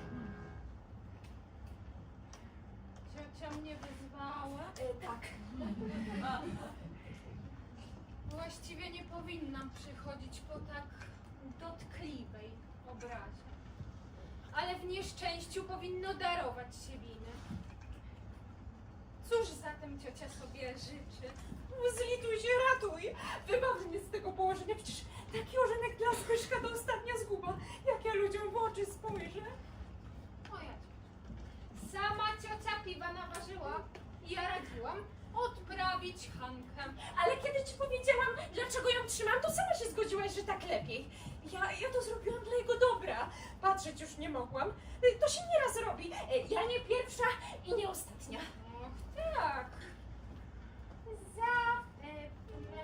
Zlituj się, ratuj, radź.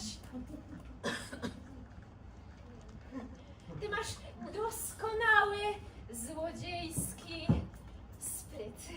Ty coś wymyślisz. Przede wszystkim weź tę Hankę do siebie. Wyrzućcie jej nie mogę, bo obniesie nas po mieście. U siebie będziesz ją trzymać, żeby z nikim nie pyskowała. Już co to nie? Dzięki za taki mebel. Nigdy nie wiadomo z takimi, co w trawie piszczy. Ale rzeczywiście coś trzeba zrobić, bo i dla nas to bardzo nieprzyjemne. Mój mąż aż kolacji jeść nie mógł, jak się o tym dowiedział. Czy ona ma już urodziny? Ma tu tylko matkę chrzestną, praczkę.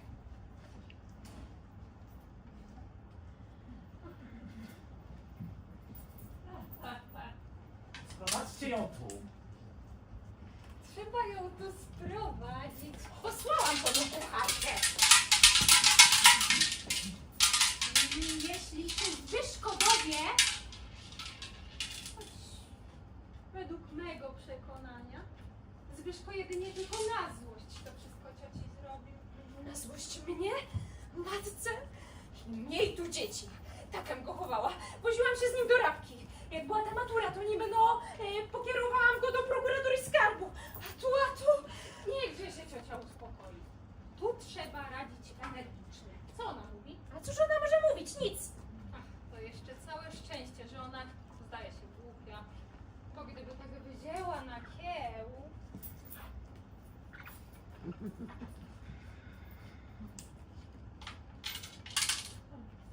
Niech jej ciocia da budki i chleba z masłem. Co? Już ja wiem, co co mówię? Miodem się mu bierze, nie octem.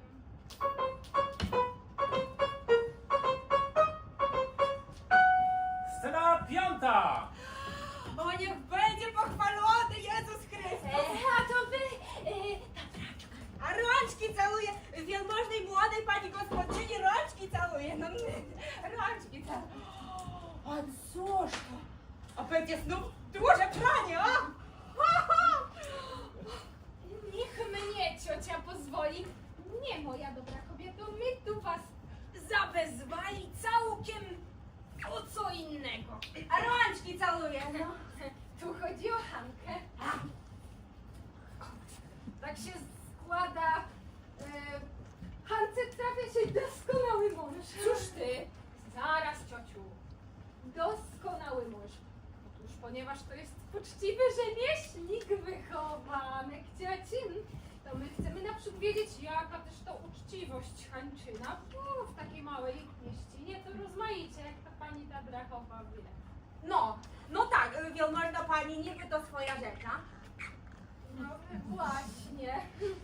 Więc co do Hanki, jak się ona tam sprawiała w domu? Tylko niech ta Drachowa powie pod przysięgą, jak na spowiedzi, bo to ważna sprawa. Co do Hanki, no to dziewczyna była jak szklanka. Nawet rysy nie było. Moglibyście na to przysiąc? Przed przenajświętszym sakramentem jest za nią jak za siebie. No a cel finansów? To jeszcze inszość, no! On się z nią zaręczył. Tylko, że co do niego, to nie było pieniędzy, niby na to gospodarstwo, więc bez to się slimaczy, no. Ale to całkiem uczciwie i honorowo, to sam ksiądz proboszcz może poświadczyć. No, a tu w mieście? No a tu to chyba wielmożna pani gospodyni wie, bo dziewczyna jakby pod opieką, a? A, może się pani Drachowa wódki napije? A rączki całuje, ja przysięgała od wódki. No, ale o litierku.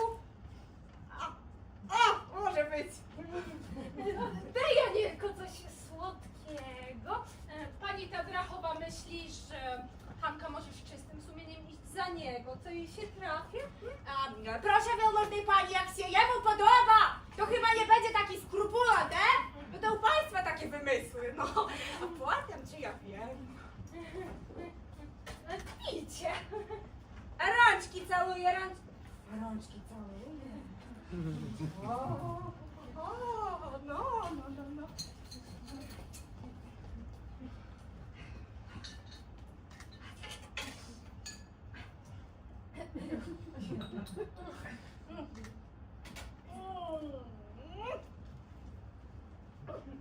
A rączki całuje.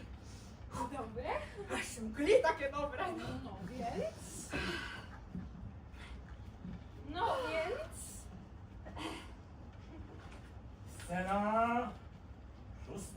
A rączki całuje wielmożnemu młodemu panu gospodarzowi, rączki całuje. Czekajcie, to wyście mi nosili ubranie do krawca? A ja wielmożny panie, po ostatnim praniu, Czyli wy jesteście krewna Hanki? matka chrzestna. No to się doskonale składa. Ja was muszę poinformować, że ja się z Hanką żenię. Żenię się z Hanką. Wielmożny pan ze mnie głupią robi. Nie, żenię się naprawdę i to prędko. Byłem się dowiedzieć, jakie formalności. Gdzie Hanka była chrzczona? Trzeba jej metrykę. Rozumiecie? A zresztą, przyjdźcie jutro, to się wszystko ułoży. Ojca i syna. Chyba wielmożny młody gospodarz jest pomylony, albo bardzo na humorze delikatny. Jak wy to rozumiecie? A proszę wielmożnych pań, to ja ślepa nie jestem. Ja przecie wiedziała co i jak jest. No. A dość było popatrzeć, jak to Hanka przymizerniała. A będzie to po kątach, a do mnie wpadała. Ja jej mówię, nie być, pan jest godny z rodziców świętych. No pan cię zabezpieczy. Ale żeby się żenił. A cóż wy myślicie, że ja pozwolę na to małżeństwo? A broń nie Boże. A bez błogosławieństwa mamusi my to do ołtarza nie pójdziemy. Ale chyba mamusia nie będzie dęba stawać, żeby się uczciwa rzecz nie stała. A? Skoro młody pan tak chce, to już od Boga natchniony, żeby sierocie krzywdy nie robić. Całe ich wiano była ta uczciwość, a dzisiaj nikt jej nie weźmie, bo bogactwem swego pochębienia nie przykryje. A dzisiaj jeszcze jedno pieniędzmi. Oczy ludziom mydlić można. Macie rację, pieniędzmicha. Może jeszcze kieliszeczek, a nie ciu? Nie mam więcej. Ciociu może ofiarować pewną sumę. Tylko się za kieszeń trzymaj, bo mi się Boga płacić. Pomów ty jeszcze ze Zbyszkiem, moja droga. Przecież jak on ciebie usłucha, to wszystko się ułoży. Pomów z nim. Dobrze, ale wie ciocia, że to będzie twardo. Więc powiadacie, że pieniądze. To grunt, wielmożna pani. Taki już teraz świat. Jeden Judasz drugiego za pieniądze sprzedaje. Oj, czasy nastały. Ani paszy dla bydła, ani uczciwości ludzkiej. Macie rację. My tu jeszcze z panią gospodynią chcemy się naradzić. Co do Hanki? No jakaż tu rada? A młodzi chcą jedno drugie, no. A wielmożna mamusia nie będzie twarda. Przecież dzieje się to i po hrabskich domach i się z wyższymi żenią. A Hanka znów jest i ślubna, i znowu nie takie tam co, bo też z familii zasiedziałej, choć stanu murarskiego. Idźcie no tylko do jadalni i czekajcie, aż was tam zawołamy. A rączki całuję wielmożnej pani. Idę już. Panu Jezusowi oddaję. Całuję rączki. A niech mamusia nie będzie twarda. No. Scena 7. Słyszałaś, mamuś? Kto prędko sobie taka pani pozwala, dusi mnie normalnie, no. No. Będę mówić ze Zbyszkiem. Niechże ciocia mnie zostawi samą, proszę, prawdziwie? Tak, powiedz, że my z Felicjanem go wydziedziczymy. Że złamanego centa nie dostanie, że... Dobrze, dobrze. Już wiem. Tylko niech mnie ciocia zostawi samą. Dobrze, idę. Mojaś, ty zrób wszystko. Ja już siła pada. Wychodzi scena 8. Julia Siewiczowa chwilę waha się, potem podchodzi do drzwi Zbyszka. Zbyszko! Proszę cię tu na chwilę. O co chodzi? No wyjdźże tu. Trudno, żebym ja do ciebie wchodziła. Jestem na to i za stara, i za młoda. Zbyszko we w drzwiach. Właściwie czego chcesz? Przede wszystkim nie patrz na mnie jak na wroga. Dobrze? Bo ja twoim wrogiem nie jestem, mimo twego obchodzenia się ze mną. Przecież o wszystkim można podyskutować. Jeżeli chodzi o Hankę, to nie ma żadnej dyskusji. Tak będzie i basta. Naturalnie i nie wyobrażaj sobie, że ja jestem przeciwna twemu projektowi. Owszem, jeśli chcesz naprawiać, tylko namawiać cię na to należy. No, ciocia chciała, żebym twoją narzeczoną wzięła do siebie, ale odmówiłam. Mam męża a tam, gdzie nie ma zmysłu moralnego jako takiej dziewczyny, to nigdy nie wiadomo co i jak. To miałaś mi do powiedzenia. Ach, czekaj! No coś z Franką trzeba zrobić. Na nową służbę nie pójdzie, no na stację ją oddasz. Może na pensję, ale wątpię, czy przyjmą, a potem... To są wszystko drwiny. Będziesz nędzarzem długo, bardzo długo, no ale... Będę robił długi. Wątpię, czy mamcia będzie mogła ją długo trzymać w składziku. Cóż więc zrobisz? Zostanę. No, tak się mówi. Tak się mówi. Wiesz co, daj ty mi spokój. Gdyby tak w życiu można powiedzieć, daj ty mi spokój. Ale ono włazi na kark jak hydra i zdławi. Podchodzi do niego i siada na poręczy fotela. Myszko, popatrz mi w oczy. Nie żałujesz tego, coś zrobić, no? Puść! Nie puszczę, tu się rozchodzi o coś więcej niż o głupie. Na złość ma. To nie na złość. Chciałem choć raz zetrzeć w proch to podłe, to czarne, co jest uosobieniem złych czynów w tych ścianach. Chciałem choć raz się wziąć za bary z tym czymś nieuchwytnym. No i wziąłeś się za bary, szamotałeś, pokazałeś kły. No teraz musisz kurę. Nie muszę i nie ulegnę. A masz siły do takiej ciągłej walki? Widzisz? Nawet nie odpowiadasz. Ciebie to cała noc zmokła. A co dopiero całe takie życie? Ach ty! Ach ty! Cóż ja? Ciocia powiedziała, że ja mam doskonały złodziejski spryt. Tak. Zgodziłam się z życiem i biorę z niego to, co najmilejszego. Walczyć? Śmieszne, Don Kiszot. Zresztą sam powiedziałeś. Wyciągniemy kopyta, Ty potrafisz budzić we mnie kulturę. ależ on na chwilę w tobie nie zasnął. Ty się z nim nie borykaj. To na nic.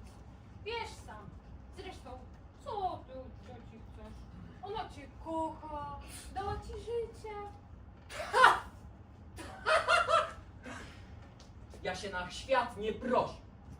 Wychowała cię według niej najlepiej. Najlepiej! Zgroza słuchać, co ty mówisz, wiesz? Według niej. Wszystko to zrobiła przez miłość do ciebie. Miło. A tak, a teraz ona płacze, Zbyszek, ona płacze. A, Nie, to jest matka. Zbyszko siada na fotel, na poręczy fotela, zgnębiony. Julia się Wiczowa podchodzi. Co będzie Zbyszku? No, odetchniesz jak z tym skończysz. ale jak? No już my na to poradzimy, no. Będzie skandal. A widzisz? A mówiłeś, że ci o świat nie chodzi. No więc nie będziesz się żenił? I przeprosisz matkę? Za co? No zrób to, obraziłeś ją bardzo, ona chora. Ona biedna. Biegnie do drzwi. Ciociu! Ale krzywda się jej nie stanie, tak? Ach, proszę cię, już ja w tym będę? Ciociu! Scena 9. Ciociu, Zbyszko cofa, co powiedział? Powrócił do rozumu i przeprasza ciocię. Zbyszko podchodzi ku niej, całuje ją w rękę i mówi cicho. No, przepraszam mamę za... A, psia krew! Psia krew! Widzisz, znów klnie. Ach, to nie ma znaczenia, to głupstwo.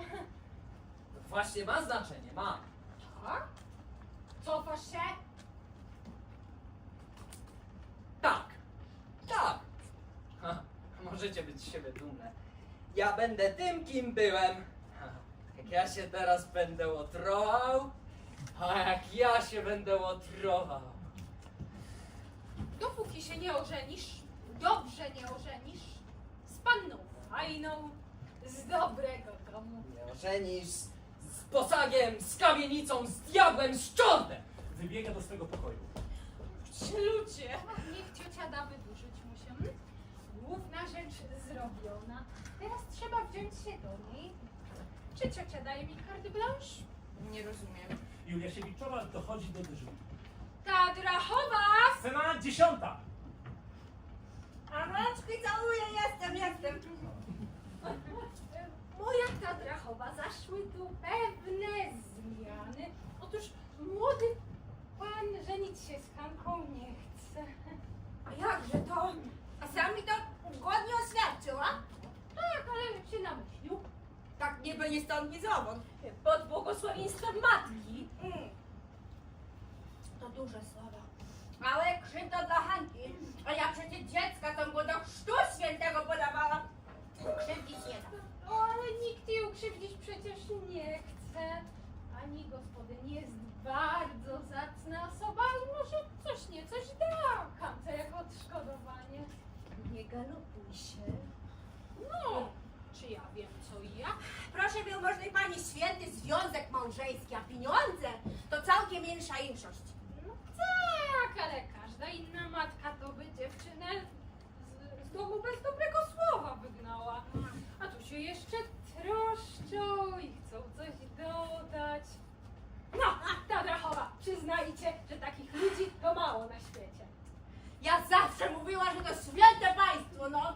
Ale krzywda krzywdą. Nie, samiście mówili, że pieniądze wszystko kryją. Jak Hanka będzie mieć co w kasie, to ani się nikt o resztę nie spyta. Może być. No, jak myślicie? proszę wielmożnej pani, to już Hanki rzecz. Trzeba mi będzie z nią pogadać. O, naturalnie, zaraz wam tu Hankę przyślemy. Chodźmy, ciociu. A rączki całuję wielmożnym paniom na rączki. Durska wychodzi. Nie miejcie rozum, bo to tylko dobre serce pani, a nie żaden mus. Rozumiecie? Niby. Wchodzi Hanka, a Julia Siewiczowa wychodzi. Scena 11. Chodź tu. Chodź. Jak się macie? A to ci dopiero. A to ci dopiero, no. Wiecie? No. A jakże? Chciał się żenić. A teraz nie chce. A niech go pokręci z jego żenieniem. Co mi po takim ożenku? Ja do tego, czy co? Poniewierają mnie już od wczoraj. Myśleli, że wielki cymes. Zawrzeć to. Honorowo. I byłabyś z panią kamieniczną. A lepiej jak dla tego twojego finansa. Bo choć to niby coś, ale zawsze trybelulka. To moja rzecz, ale bym nam nikt nie poniewierał. Każdy ma swój honor. Ty nie obstajesz, żeby się pan z tobą żenił, a? Powiedziałam, co mi takiemu robić. Niech to będzie moja krzywda. Ci pan nie krzywdzą. Chcą ci dać co na rękę. Daj to matkę, że to spokój. Daj to matkę, że to spokój. Durna! Durna! Młoda jesteś i nie wiesz, co to świat. Jak będziesz mieć pieniądze, to będziesz mocarna. Czego będziesz? Teraz tam to przepadło. Teraz jeno, żeby cię nie skrzywdził. Daj to matkę, że to spokój. To żadna łaska. Już ja za ciebie będę gadać, ja cię skrzywdzić nie mam. Daj to matkę, że to spokój. Scena 12. No i cóż, naradziłyście się już? Trzeba się spieszyć, bo już późno. Czas iść do miasta. Proszę wielmożnych pań, no tak. Hanka gada, tak, że młody gospodarz sam obiecywał ożenek. Podżartował. Hanka tego na serio nie myśli. A byli świadkowie, proszę łaski wielmożnej pani. Kto? A wielmożna pani gospodyni. To bezczelność. Zaraz, ale tu już mowy o żarku nie ma. Powtarzam, wam pan żartował. Hanka tego na serio nie myśli, dobrze wiedziała, co robi. Ja za nią jak za siebie. Że ciocia chce coś z łaski zrobić, to powinniście być wdzięczni. Więc ja tak myślę, że Nie galopuj się. kilkadziesiąt koron. Kobiety mierzą się długimi spojrzeniami. Ja to będę gadać. Aha, no czekaj, ja. Daj ta matka chrzestna w spokój. Jak chcą mi moją krzywdę płacić, niech płacą. Patrzcie ją, jak się rozzuchwaliła. A inno, płaćcie. A nie, to chodź matka chrzestna. Są sądy i alimenta, a ja przysięgam. Zlituj się, daj jej co chce, tylko nie dopuść do A skandalu. ileż chcesz? Dajcie 1000 koron. Co? 1000 koron. Kobiety stoją naprzeciw siebie, groźnie w siebie wpatrzone. Niech ciocia da, bo będzie skandal. Cóż ty ze skóry chcesz mnie obedrzeć? A mnie tu w tym domu nie obdarli z uczciwości, co? Ja prosiłam cię, żeby mnie puścić. Chodźcie, matko chrzestna. Hanuś, nie krzycz! Daj ta matka chrzestna spokój. Ja sama za swoją krzywdę upomnę. A Jagusia Wajdumna to nie wyprawowała u nas alimentów, co? Jak chcą mnie moje, nie będą nade mną w sumienie, to ja też dzieckiem sumienie mieć nie będę, niech płacą. Czekajcie. I ty miałabyś sumienie? A ze mną to mieli sumienie zrobić to, co zrobili. Co zrobić? O, dajmy im kuferek i jazda. I nie Ale- podpiszą. Tak, ale musicie się podpisać, że żadnego żalu do nas nie macie, że jesteście załagodzeni. Podpiszę. I nigdy się nas czepiać nie będzie. Ja ta nigdy. Ale co to ono zrobi, kiedy dorośnie, to tylko jego rzecz i Pana Boga. Ja już do tej pory żyć nie będę, chodźcie. Wychodzą do sypialni. Scena 13. A teraz kuferek i jazda, żeby mi was w minutę nie było. A idziemy, proszę łaski pani, całujemy rączki. Tak, chodźcie, matko szesna, na co się kłaniacie?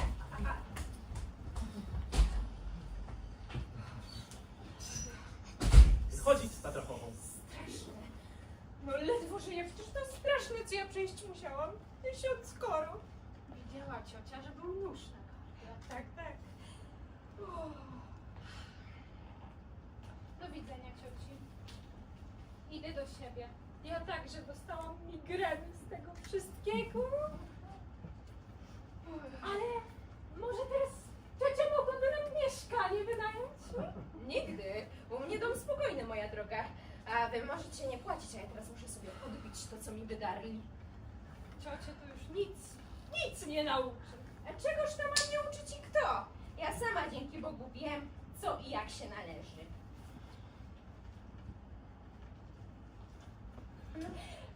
Zbyszko, do biura. Mela, kurze ścierać. Felicja, do biura. Mela, gamy. No, żywo, Mela, otwieraj fortepian. No, wreszcie będzie można znów zacząć żyć normalnie. Moralność uratowana! Tak rodzi się dulszczyzna. Nie w wielkich zbrodniach, nie w krzykach, nie w ciemnych wałkach historii. Rodzi się w salonie, przy herbacie. W zdaniu, co ludzie powiedzą. W geście odwrócenia wzroku, w zgodzie na małe świństwa, byle schludne. Myślicie, że to historia dawna? Że została w książkach, w gorsetach, w kamienicach? Kochani, kochani, ja wciąż mam pracę. Jestem wszędzie tam, gdzie ważniejszy jest wizerunek niż człowiek. Tam, gdzie krzywdy przykrywa się obrusem. Tam, gdzie mówi się porządek, a myśli cisza. Tam, gdzie sumienie trzyma się w kącie, jak mnie. Dobranoc Państwu. Dziękuję, że wysłuchali Państwo naszej historii. Proszę wracać ostrożnie. Pod niejednym dachem czeka na Was bardzo porządny dom.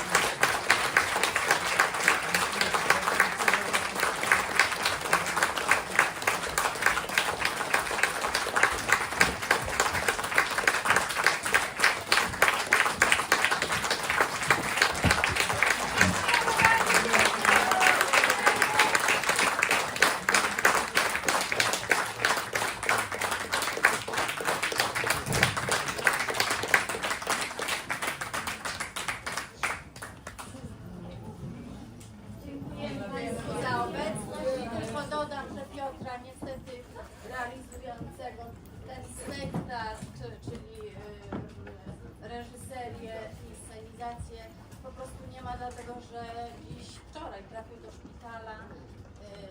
No i tutaj siła wyższa po prostu spowodowała, że niestety musieliśmy się posiłkować jednej aktorki.